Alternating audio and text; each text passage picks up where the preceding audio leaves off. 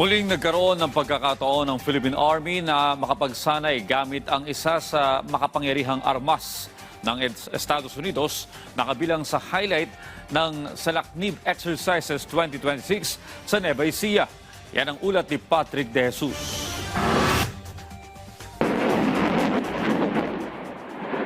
Dagundong yan mula sa pinaputok na High Mobility Artillery Rocket System o HIMARS ng Estados Unidos.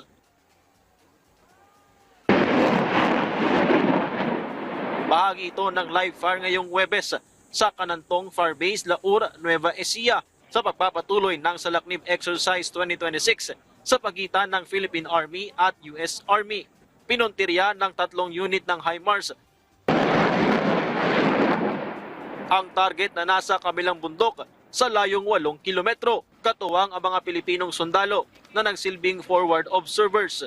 So that they can then pass the information back to what's called our Fire Direction Center, and then those missions can be sent here to the HIMARS as our crews work alongside our Philippine Army Artillery Regiment partners to improve our readiness and hone our lethality. We are rehearsing ground operations for the mutual defense of Northern Luzon. That's a scenario. It's engaging a target at beyond the distance that you would normally engage for normal artillery. Depende sa senaryo at kargang bala, hanggang 60 kilometro o higit pa ang maabot ng HIMARS at kayang maglunsad ng 6 na sunod-sunod na guided missile. Noong 2022 nang unang isinama sa Salaknib Exercises itong HIMARS na isa sa pinakamodernong kagamitan ng Estados Unidos. Ilang Pilipinong sundalo na rin ang nagkaroon ng pagsasanay sa paggamit nito. Bahagi rin ito ng paghahanda upang maging pamilyar sa mga kahalintulad na kagamitan na target bilhin para sa Armed Forces of the Philippines na magpapalakas sa depensa ng bansa.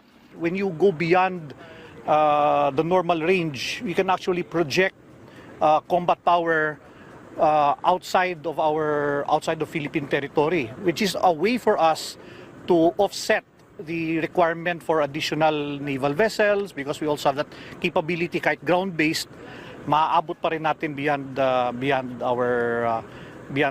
our territorial waters.